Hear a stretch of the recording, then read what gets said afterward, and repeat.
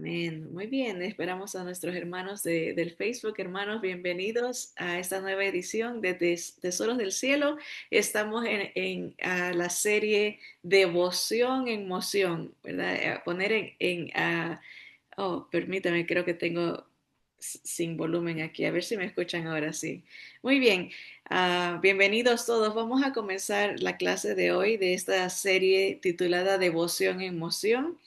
Y voy a compartir la pantalla. Les animo a mis hermanos del Facebook a ver la clase a través del YouTube, porque ahí pueden ver los visuales que tenemos y esta clase va a tener bastantes figuras y es importante que uh, las vean para que puedan constatar, comprobar que lo que se está diciendo es verdad y al mismo tiempo sirve para la memorización, ¿verdad? Para grabar mentalmente todas estas figuras y visuales, mapas o a veces fotos.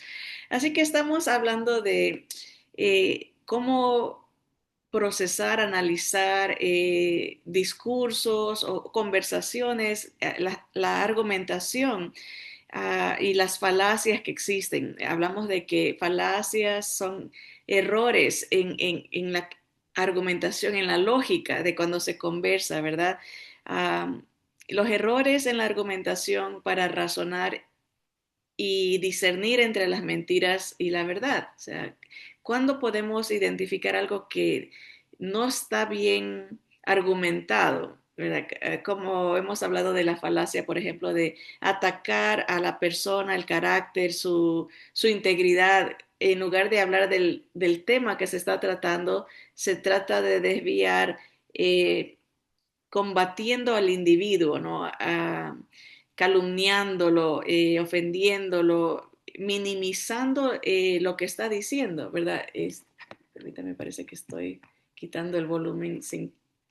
Ahí está, a ver, ahora a ver si me escuchan. Esa falacia se llama ad hominem, que quiere decir atacar al hombre, a la persona, al individuo. Y hemos estado hablando de eso. Hoy vamos a ver otro error de argumentación que se llama la falacia histórica. Y hemos hablado de que cada argumento, cada discurso empieza con una idea que se llaman premisas, ¿no? Que es el pensamiento que se quiere transmitir, ¿verdad? Y hablamos también de que hay dos maneras de analizar las cosas, o de una manera perspectiva bíblica, una manera espiritual, de una manera desde ese lente, ¿no? De que qué dice Dios. Y también el sistema del mundo tiene su manera de analizar las cosas. Y cuando hablamos del sistema del mundo, pues es ideologías que se levantan en contra de lo que dice Dios, o filosofías, argumentaciones contrarias a, a la voluntad de Dios, ¿no? Entonces el creyente está eh, tentado siempre a ver las cosas desde la manera humanista del sistema del mundo o ver las cosas desde la perspectiva de Dios y su palabra, ¿no?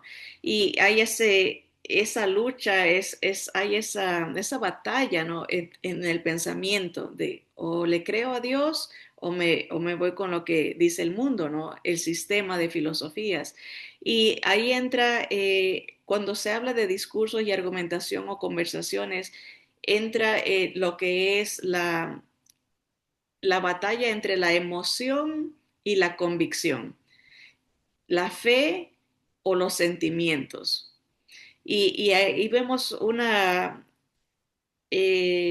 arma muy poderosa del enemigo, ¿verdad? De Satanás, para confundir, de que la persona no analice, no piense la lógica de los argumentos, sino que responda emotivamente. Y para esto hemos estado usando una serie de una contestación de una oyente del YouTube que mandó su manera de pensar, ¿verdad? Y estoy usando sus contestaciones para enseñarles cómo esas argumentaciones que ella usó caen bajo la categoría de falacias o errores de argumentación en la lógica del discurso, ¿verdad? Y ahora vamos a ver específicamente la falacia histórica, que falacia, como hemos dicho, es el razonamiento erróneo o engañoso que aparentemente tiene validez. O sea, suena como que está diciendo la pura verdad. Ay, perdón, ya me retrocedí. Pero no, cuando lo analizamos más profundamente, vemos que los argumentos que se dan no tienen validez, no tienen peso de lógica ni de raciocinio, ¿verdad? Ahora, en cuanto a la falacia histórica, es una narrativa sesgada, se llama como una narrativa parcializada, ¿no? Que solamente se da una oración, una idea de lo que pasó y se presentan los hechos distorsionados o incompletos. Eso es como funciona la falacia histórica. Y eso lo estamos viendo, uno diría, ¿qué tiene de relevancia hablar de estas cosas para el creyente o para el cristiano? ¿De qué nos sirve saber que hay personas que no saben argumentar o que tienen su tal vez narrativa equivocada, ¿no? ¿De qué sirve? Sirve de mucho, porque en nuestros tiempos la narrativa, la retórica que escuchamos presenta estas falacias de ad hominem, falacias históricas, lo vemos en las noticias, que se presenta una narrativa o se describe una cosa de una manera distorsionada o incompleta, sesgada, para, dice, buscando satisfacer un interés particular. Y eso estamos saturados de eso, especialmente en el mundo hispano. Lo puedo ver porque por ser bilingüe puedo escuchar información en inglés, información en español y deducir dónde está la verdad, ¿verdad? Ver la narrativa y sacar todo el evento, todos los hechos, que se describan todas las realidades. Sin embargo, si se escucha solamente de un lado, vamos a ver estas falacias tan vívidamente, ¿no? Y ese es mi ánimo, ¿no? De que cada semana que estamos viendo estas falacias, ustedes al escuchar una conversación, escuchar una noticia, escuchar un evento, identificar dónde está el ad hominem, la falacia de ataque al individuo y no al argumento, ataque a la integridad de una persona y no a lo que se está tratando, al punto que es lo que debemos de analizar, eh, lo que, eh, eh, lo que se está discutiendo, ¿no? O también ahora ya van a tener esta falacia histórica donde empiezan a ver cómo la gente da su narrativa de una manera parcializada, incompleta, para satisfacer lo que quieren que el pueblo crea, ¿verdad? Así que vamos a ver esto. Déjenme entrar. Hace un par de semanas yo estaba argumentando por el evento de la muerte y el asesinato de Charlie Kirk, que él explicaba a los muchachos que defendía al país, ¿verdad? Y daba, por ejemplo, este fue el Claro. argumento. El argumento, déjeme aquí poner, el argumento era de que la Constitución de los Estados Unidos contiene principios bíblicos judeocristianos. Eso es lo que yo decía, pues porque esa es la verdad. La Constitución tiene referencias a los principios bíblicos y se formó el gobierno basado en esos principios bíblicos judeocristianos, o sea, el Antiguo Testamento y el Nuevo Testamento. Ese era el argumento que yo estaba diciendo. Entonces viene la contrarréplica, ¿verdad? La contestación de esta persona y ella dice, los padres fundadores usaron esclavos para levantar este país. Y mi argumentación es de que esto es una falacia histórica. ¿Qué quiere decir eso? Falacia histórica. Dar una narrativa sesgada, acuérdense, algo distorsionado, algo... los hechos se dicen de una manera, acuérdense aquí, déjenme decirle, para que tengamos distorsionados o incompletos. En eso sería la falacia histórica. Se dice algo incompleto para satisfacer su interés particular. En este caso, yo analizaría que su perspectiva o su mentalidad, ella está diciendo a Estados Unidos o el blanco, el americano es esclavista, es discriminador. Ella está su interés particular es presentar al país de esa manera, ¿no? Y por eso no me contesta mi argumento que estoy hablando de la Constitución, que fue basada en principios bíblicos, pero entra en un sentido su argumento con una falacia histórica porque me da nomás un detalle distorsionado para apoyar su argumento, ¿no? Entonces ahora viene mi contestación a esa retórica, ¿verdad? Esa narrativa. Ahora, los errores que podemos encontrar en la falacia histórica, bueno, acabo de mencionarlo, este contraargumento no trata el tema de la Constitución, que era el principal tema, ¿no? Esa era la conversación, ese era mi punto, ¿no? Este contraargumento es sesgado porque sugiere o implica que solamente Estados Unidos practicaba o promovía la esclavitud. Dice, los padres fundadores, como quien dice, el principio de Estados Unidos fue usar esclavos, ¿no? Eh, como conveniencia financiera, ¿no? O Estados Unidos es el que promueve la esclavitud. El argumento propone que el éxito y el progreso de Estados Unidos es atribuido exclusivamente al abuso del esclavo. Eso implica lo que está diciendo, ¿no? Estados Unidos, los padres fundadores usaron esclavos para hacerse ricos o algo así, ¿verdad? También el argumento sugiere que el blanco es esclavista. Y esto no es, yo comprendo que no solamente ella es la que piensa así, por eso estamos tratando el tema, porque es una frase que se repite y se repite y se repite, y muchas veces en las universidades, entre la juventud, hay personas adultas que en su juventud escucharon estas argumentaciones, ¿verdad? Y todavía persisten en esa creencia, ¿no? De que el blanco, Estados Unidos, es esclavista, es racista, discriminador, entonces, pero va formando. Y eso, la palabra lo llama, son fortalezas de pensamiento que se levantan en contra de Dios, en el sentido de que van en contra de los principios con el que se fundó el país, en contra de los que se adhieren a la palabra de Dios, en contra del cristiano en general, ¿verdad? Entonces vamos a ver qué nos dice la historia acerca de la esclavitud.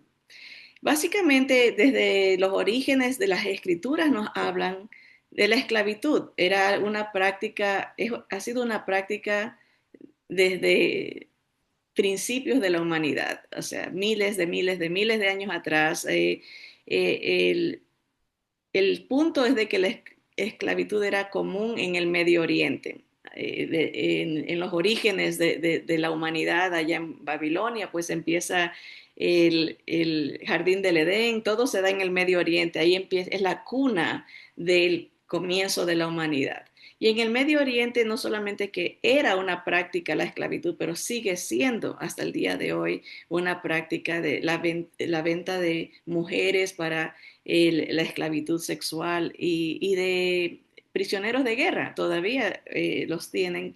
Um, eh, Ahora les ponemos otros nombres, ¿verdad? A veces hablamos de tráfico humano, hablamos también de rehenes, ¿verdad? Pero es parte de ese pensamiento de que hay en el Medio Oriente de que es aceptable tener esclavos.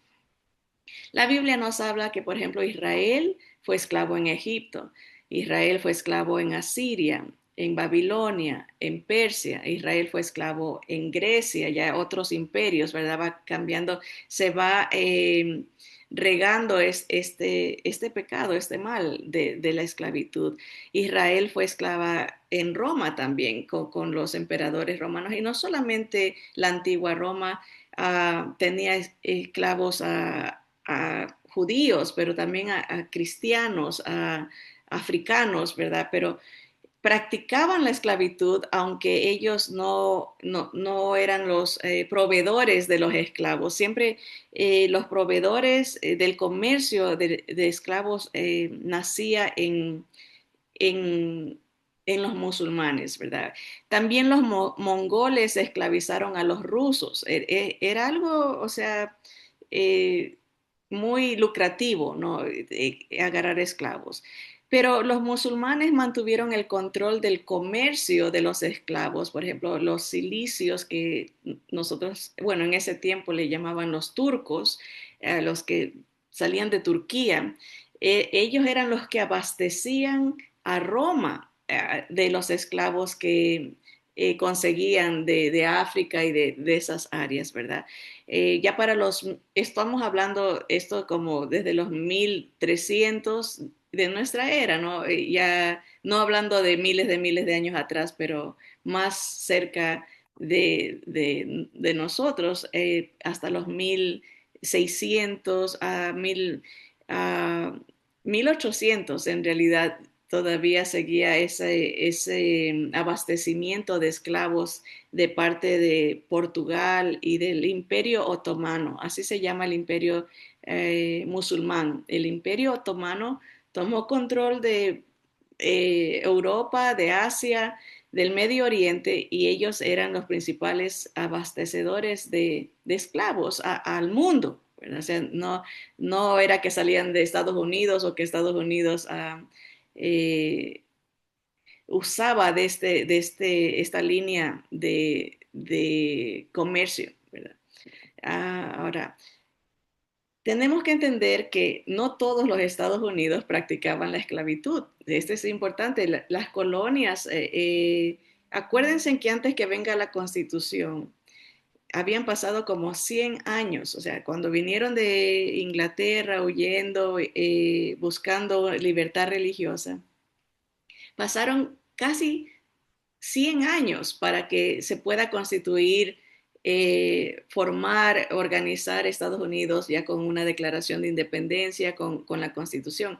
En esos 100 años, cada estado tenía su forma de gobierno. Entonces, claro, se daban bastantes anomalías, no estaba formado el país, ¿verdad? Pero la Constitución, la Declaración de Independencia ya en los 1776, y toma todavía como 10 años eh, diseñar la Constitución, o sea, formalizarla, analizarla, decidir qué tipo de gobierno se va a formar. Entonces, aún teniendo la Constitución, no todos los estados practicaban la esclavitud. Hemos hablado de estados que eran protestantes, había otros estados que eran más católicos, habían estados que seguían la Biblia, otros estados que no seguían la palabra de Dios, aunque se identificaban también como cristianos, ¿verdad? Porque eso hemos dicho, ¿no? La premisa aquí es que no todo el que dice cristiano lo es, sino que hay los que son creyentes, los que siguen la palabra de Dios y los que se llaman cristianos, ¿verdad? Que es gran diferencia. Entonces, igual, en los tiempos de la colonia habían los que se decían ser. ¿Y por qué decimos esto? Porque en los escritos se ven. Hay unos que seguían la palabra y decían, hacemos esto porque esto dice la palabra, o hay pinturas, ¿verdad? De los líderes cargando Biblias, hay otros y otros no. Entonces hay esa diferencia. Entonces vemos más anomalías y cosas malas en los estados que no practicaban la palabra. Pero no todos, en ese sentido, la generalización es el problema, ¿no? Que decir los Estados Unidos practicaban la esclavitud, ¿no? Por eso vino una guerra civil, porque los estados del norte no practicaban la esclavitud y los estados del sur sí, y hubo una guerra para dar libertad a los esclavos, ¿no? Entonces, ese es un error, una falacia histórica, decir que los Estados Unidos, todo el país era esclavista, no es la verdad. Varios estados de la Unión pelearon para abolirla, para quitarla. Mucha gente murió defendiendo a los esclavos. Casi se parte el país en dos precisamente porque había esa lucha, ¿no? Entonces eran los comienzos de Estados Unidos como país, ¿verdad? Como una unión constitucional, una república constitucional. Ahora, sí es verdad que padres fundadores tenían esclavos, unos tenían de dos, otros tenían 100, otros tenían 200, otros tenían 300, pero 8 padres fundadores tuvieron esclavos. Entre ellos uno de los más famosos, ¿verdad? Como el primer presidente, sí tuvieron esclavos, eso históricamente es correcto. Pero no solamente 8 padres fundadores firmaron la Declaración de la Independencia, o en este caso yo no estaba hablando de la Declaración de la Independencia, pero de la Constitución. Pero aproximadamente la misma cantidad firmaron, 56 la Declaración de la Independencia y 55 la Constitución. De esos 56, solo 8 tenían esclavos. Entonces no se puede generalizar tampoco decir los padres fundadores eran esclavistas. De esos 8, 4 de ellos prescribieron la libertad de sus esclavos, unos durante su vida, o sea, ellos vivieron y dijeron, dejo libre a mis esclavos, ¿verdad? Y otros lo pusieron por escrito que en sus testamentos, que el día que ellos murieran, dejaran en libertad a todos sus esclavos. O sea, de alguna manera, de esos 8, eh, 4 cambiaron de parecer o tuvieron un cambio de corazón y decidieron que se los dejara libres. Entonces vemos esa lucha también, pero no se puede generalizar y decir todos los Estados Unidos o todos los padres fundadores, porque simplemente no es verdad. Ahora,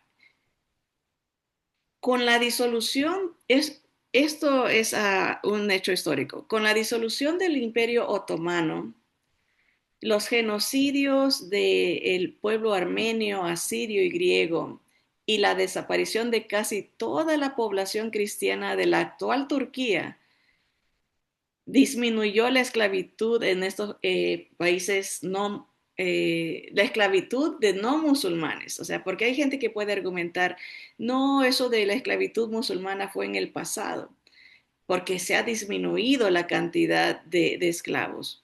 Pero ¿cómo fue que se disminuyó? Con la muerte de todos estos pueblos, o sea, con genocidios de parte de los musulmanes hacia estas poblaciones, como la población armenia, los asirios, los griegos y la desaparición de casi toda la población cristiana en los países musulmanes. Ahorita es increíble, casi todo Asia era cristiana.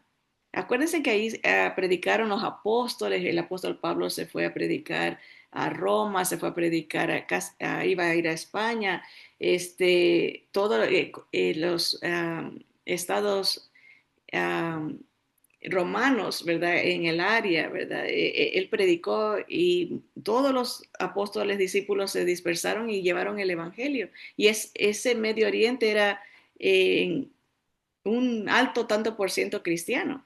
Pero cuando entra el Imperio Otomano, lo que se encarga es la eliminación, o sea, la matanza del pueblo cristiano al día de hoy, ¿verdad? Hay una estadística, y no se las puse, pero por ejemplo, decir en Turquía era un 90% cristiano, ahorita es un 1% cristiano. O sea, eliminación a través de el genocidio.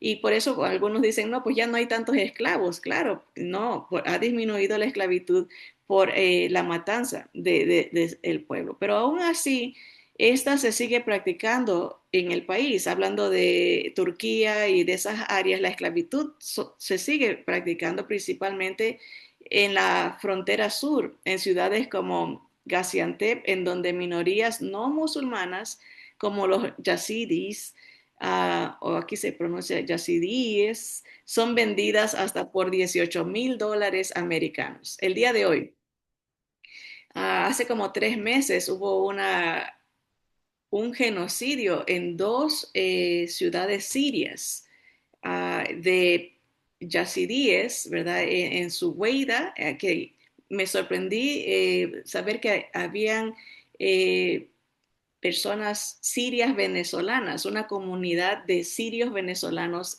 allá en la ciudad de Suweida, que le llamaban Venezuela, ¿verdad? Y daban el testimonio de cómo entraron los yihadis, los musulmanes, a exterminar el pueblo. Hace 2 meses, estamos hablando de recién, ¿verdad? Pero estas noticias no se las van a dar en los medios de comunicación eh, comunes, ¿verdad? Porque no apoya la narrativa que tienen en mente para el pueblo, ¿no? Lo que quieren avanzar. Pero esa es la realidad.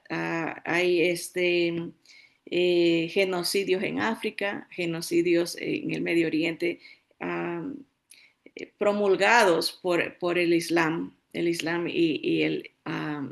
las enseñanzas del Corán.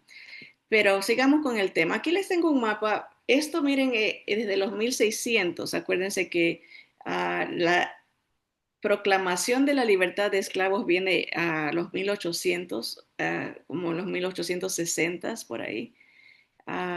Y miren dónde transportaban esclavos africanos en toda América, ¿verdad? América del Norte, América Central y América del Sur. Aquí vemos, por ejemplo, donde mayor afluencia había, por ejemplo, en Sudamérica, en el Brasil, 5 millones de esclavos. A 5 millones de esclavos africanos en Lima, Perú, que de ahí se transportaban a Chile, y a 2 millones de esclavos en Centroamérica, primordialmente en el área de Haití, Cuba, Jamaica, esas áreas centrales. Predominaba el comercio de esclavos africanos, ¿verdad? Um, 4.5 millones en esas áreas de Haití y de Cuba y de um, el, islas, ¿verdad? Diferentes islas, por eso le llaman las Indias Occidentales, ¿verdad? Está en inglés el mapa, pero 5 millones en Estados Unidos, primordialmente en las colonias o estados del sur. Dice aquí, entre los años 1650, noten, casi 200 años de comercio de esclavos, aproximadamente 10 a 15 millones de personas fueron transportadas desde África Occidental a las Américas. La mayoría fueron enviados a el centro de la América Central, las islas Indias Occidentales y Suramérica. La gran mayoría, porque estamos hablando de que 5 millones en el norte, pero aproximadamente 20 millones de esclavos entre Centro y Suramérica. Entonces, es una falacia histórica decir que solamente Estados Unidos, ¿verdad? Porque los esclavos fueron dispersados a través del Imperio Otomano musulmán en toda América, ¿verdad? Y a algunas de ellas, por ejemplo, en el caso de Brasil, no los declaró libres hasta muchos años después que Estados Unidos los emancipó, les dio la libertad. Así que, ¿qué más aprendemos de esta falacia histórica, verdad? Que pretende, ¿no?, minimizar el valor de la nación estadounidense y de los principios bíblicos usados por los padres fundadores. Bueno, vemos históricamente el estado de Vermont declaró nulo la esclavitud desde su inicio, en 1777, un estado completo. Hay documentos que dicen, no vamos a permitir que haya esta práctica, ¿verdad? Desde 1785, empero, existían sociedades que propugnaban la abolición de la esclavitud. O sea, ya habían discusiones de que esto no está bien, no es humano, no es correcto hacer esto. Ya había propuestas de que se quite eso. Había una lucha desde su comienzo. Acuérdense que se declara independiente en 1776. Estamos hablando de 9 años y ya había discusiones de que esto no debe de existir en nuestro país. La primera de ellas fue Pensilvania, que logró reclutar para su causa a Benjamin Franklin, que vivió desde 1706 a 1790, uno de los padres fundadores. Este ya casi al final de su vida asumió la bandera anti-esclavista y envió a la primera reunión del Congreso estadounidense en 1790 una petición en la que solicitaba promover la misericordia y justicia hacia esta raza afligida. O sea, ya habían argumentaciones en contra de la esclavitud. 2 meses después, Franklin fallecía, pero su batalla sería continuada por muchos otros, ¿verdad? O sea, querían ponerlo en los escritos constitucionales, esto no está bien. Pero había esa lucha, ¿no? Que en todo el mundo se estaba dando, pero que Estados Unidos junto con Inglaterra, porque Inglaterra proclama la abolición de la esclavitud muchos años antes que Estados Unidos. ¿Y quiénes eran los que promovían esta libertad? Los protestantes, los cristianos de la época, ¿verdad? Ha documentado abundantemente en la historia. Al llegar a la década de 1850, que es donde está acercándose la guerra civil, ¿verdad? La abolición de la esclavitud se había convertido en un debate que eclipsaba todos los otros temas. O sea, todo el mundo hablaba de quitar esto. Ya, o sea, estamos hablando casi 90 años después de la formación de Estados Unidos. El tema nadie lo podía evitar. Era algo que afligía al país este problema de la esclavitud. Apenas 2 años después, en 1852, surge un nuevo partido, el republicano, al que hoy percibimos como muy derechista, pero cuya gran causa fundacional fue la oposición decidida a la esclavitud. En 1852 se forma este grupo republicano para combatir la esclavitud. Los republicanos se hicieron pronto muy populares en el norte y cuando encontraron a un líder carismático como Abraham Lincoln, uno de los grandes oradores de la historia, consiguieron acceder a la presidencia en 1860. O sea, Abraham Lincoln, con la meta de la liberación de los esclavos, es elegido a través de este partido político, ¿no? Ahora, es conocido la foto de Abraham Lincoln, ¿no? Y vemos cuánto la palabra influenció en la fe de estos personajes creyentes para fomentar la justicia dentro del país, ¿verdad? Mire, dice, el cristianismo influyó grandemente en la vida de Abraham Lincoln, desde su niñez hasta su muerte. Todo el mundo sabe que Lincoln nació, dice, en una cabaña hecha de troncos, que fue cortador y aserrador de madera y que fue el presidente de Estados Unidos durante la Guerra Civil y que abolió la esclavitud, pero pocos saben la influencia que le ayudó a formar su destino. O sea, claro, dependiendo quién da la historia, ¿verdad? Va a omitir ciertos detalles que pueden ser claves y fundamentales para entender qué era lo que impulsaba a estos personajes a, a luchar por la equidad, luchar por la justicia y por el prójimo, ¿verdad?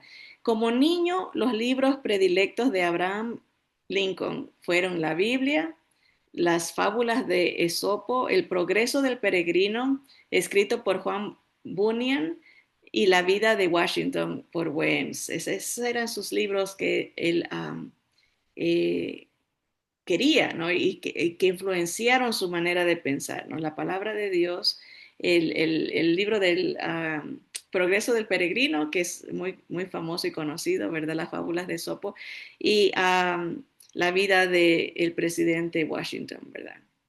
Sus padres de Abraham Lincoln fueron Tomás y Nancy Lincoln, que eran miembros de la iglesia bautista de Little Mount, situada cerca de Elizabethtown, Kentucky, iglesia tan humilde como la rústica cabaña donde nació Abraham en el año 1812, ¿no? O sea, tiene um, influencia familiar, ¿verdad? Tiene a sus padres, están enseñándole la palabra de Dios, ¿verdad?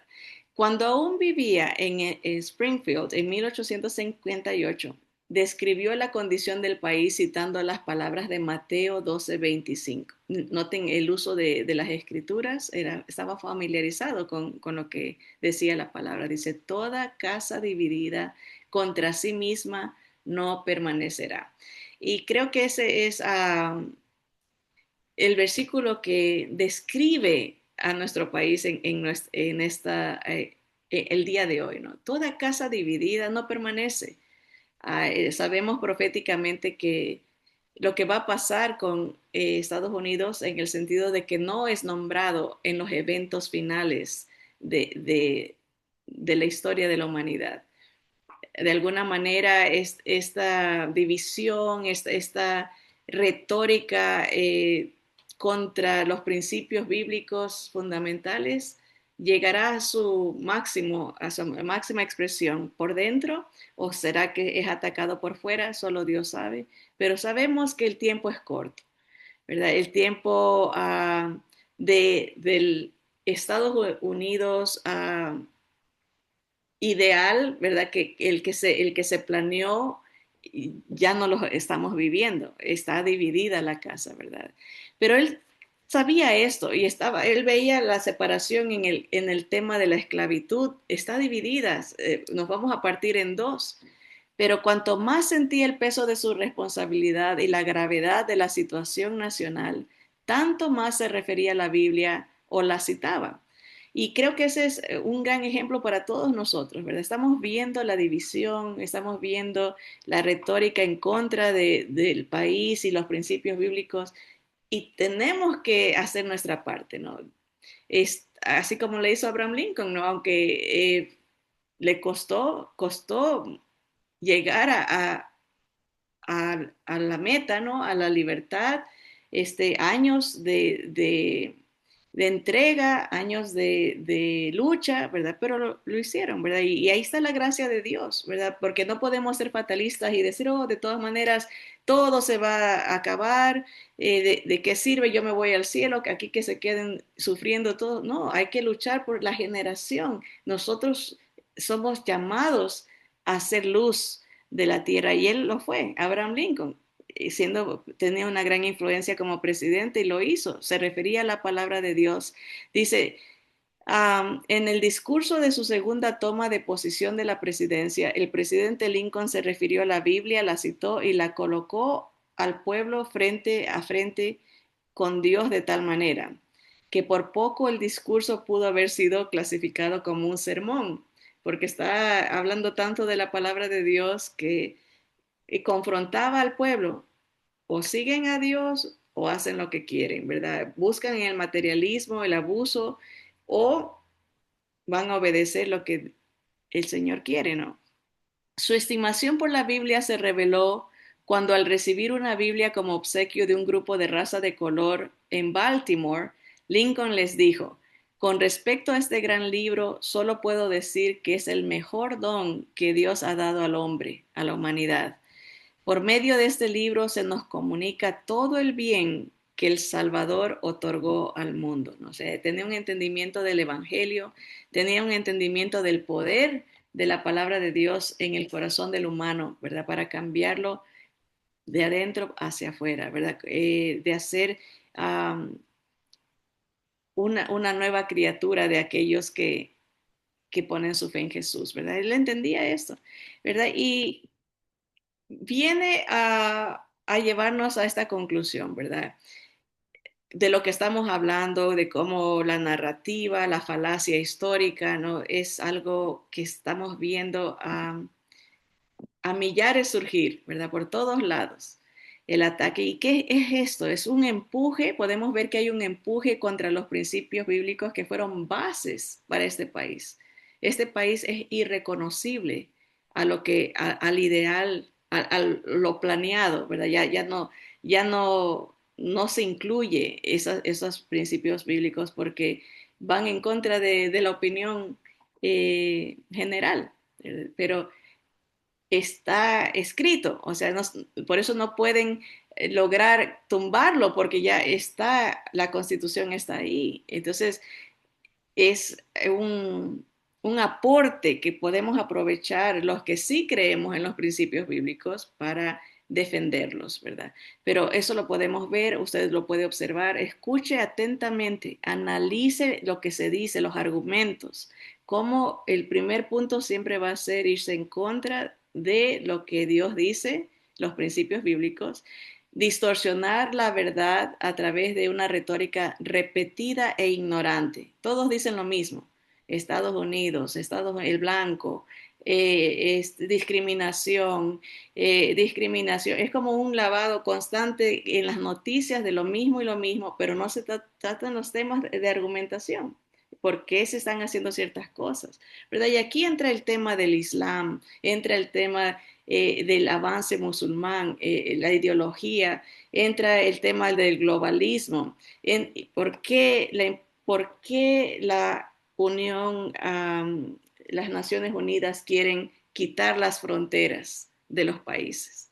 ¿Por qué tanto empuje a de que Estados Unidos abra sus fronteras? ¿Verdad? Porque hay un empuje a que se venga ese gobierno global donde no hay nacionalismo. No puede alguien decir, este es mi país, tenemos que todos ceder.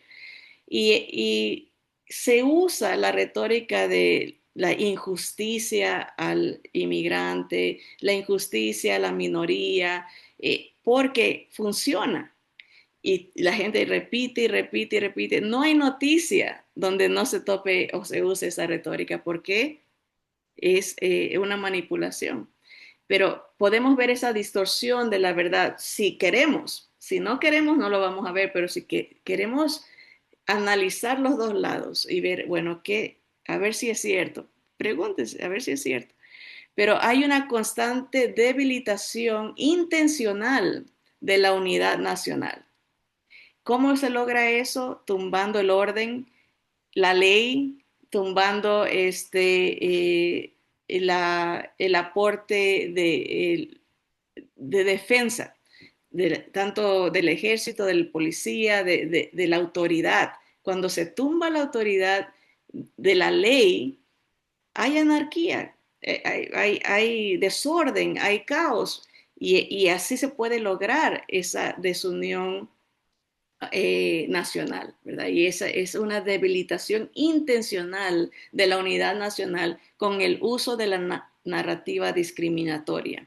Es algo que despierta pasiones de odio, de coraje, tanto que la gente está diciendo, hay que matar a este líder acá, me gustaría ver que mueran los policías acá, ya se hace normal porque está constantemente trabajada la mente al odio, a la, es algo intencional, ¿verdad? Pero va más allá de los niveles eh, personales, va más allá. Esto va a un nivel planeado, es algo organizado, ¿no? Y tienen que empezar con Estados Unidos porque es el primero que se va a oponer, a lo menos en esta administración. Hay un rechazo cultural, eso también podemos ver, hay un rechazo cultural a la verdad histórica del trasfondo protestante en Estados Unidos original. Siempre vamos a hablar, esa es la premisa, no estamos hablando del Estados Unidos al corriente. Estados Unidos al corriente tiene rezagos, porque está escrito en la Constitución, pero no es el gobierno que soñaron o que anticiparon formar los padres fundadores. No lo es una mezcla de paganismo, socialismo, comunismo, una mezcla de todo lo que ellos lucharon combatieron no tener en su Estados Unidos, en su república constitucional original, ¿verdad? Así que vemos ese rechazo. ¿Por qué? Porque se está trabajando a nivel universitario, enseñando de una manera sesgada una historia conveniente a la retórica. Se está incentivando todo esto, por eso el odio al blanco se disipa en muchas, se desparrama en muchas formas. Odio al judío, es esto que se promueve y que se va a ver mañana, ¿verdad? Escuchen lo que se dicen en las protestas, ¿verdad? Se fomenta la destrucción del blanco y eso funciona para ellos, ¿verdad? Pero porque es un rechazo cultural a la verdad histórica que formó este país, que es las bases bíblicas en su constitución. Pero ¿cómo combatimos estos males? Entonces, bueno, poniendo nuestra devoción en moción, nuestra fe, a activarla, ¿no? No solamente conocerla y guardarla en nuestros corazones para nosotros, ¿verdad? Tenemos que ponerla en movimiento, ¿verdad? ¿Cómo? Bueno, no deje que los comentarios errados sigan sin aclararlos. Si escucha a alguien decir algo que no es correcto, dígale, bueno, pruébame. ¿Cuál es dame los argumentos para lo que acabas de decir? Y se dialoga, ¿no? O uno decirle, mira, eso está errado porque esto y esto y esto y esto, ¿verdad? Ayuda a parar esa repetición aturdente, ¿no? Porque ya cansa. Lo mismo y lo mismo y lo mismo por horas, todos los días, ya es un lavado de cerebro. Entonces hay que interrumpir ese mecanismo de falsedad, ¿verdad? Combata la mentira con la verdad, ¿verdad? Y no solamente estamos hablando de verdad bíblica, estamos hablando de verdad histórica, verdad, porque dice que si uno no aprende de su historia, la va a volver a repetir. Los errores del pasado se repiten y si no se corrigen, ¿verdad? Enseñe a sus hijos, a su familia, a amistades, cómo Dios usa a los creyentes activos para bendecir al país y a otros. El Señor usó a personajes claves en la historia, no porque eran superhéroes, sino que eran personas dispuestas a obedecer la palabra de Dios para impactar a su prójimo, para bendecir a su comunidad, para bendecir a sus familias, poniéndose a las órdenes de Dios, ¿verdad? A lo que el Señor le guíe, ¿no? Y para eso se necesita ser valiente, ¿no? Ser obediente, levantar una bandera de luz en un mundo de tinieblas. Así que ese es el mensaje. No dejemos que las falacias en la argumentación avancen, ¿no? Los insultos, las mentiras, ¿no? Preparémonos y empecemos a un nivel cómodo, ¿verdad? Con nuestro círculo y si el Señor lo permite, con un nivel más amplio con los demás. Así que vamos a darle gracias al Señor. Yo creo que tenía más información, pero el tiempo se va muy rápido y cualquier cosa pueden ver los visuales en el YouTube Tesoros del Cielo 3. Gracias, Señor Padre amado, porque tú eres verdad, tú eres luz, tú eres vida, tú eres, Señor, libertad. Gracias porque tú viniste a abrir la puerta de los cautivos, cautivos en sus pecados, cautivos en sus pensamientos, cautivos en sus emociones, Señor, que son tan traicioneras. Padre, gracias porque en Jesús encontramos la libertad, dice tu palabra, que esa fe nos hace verdaderamente libres.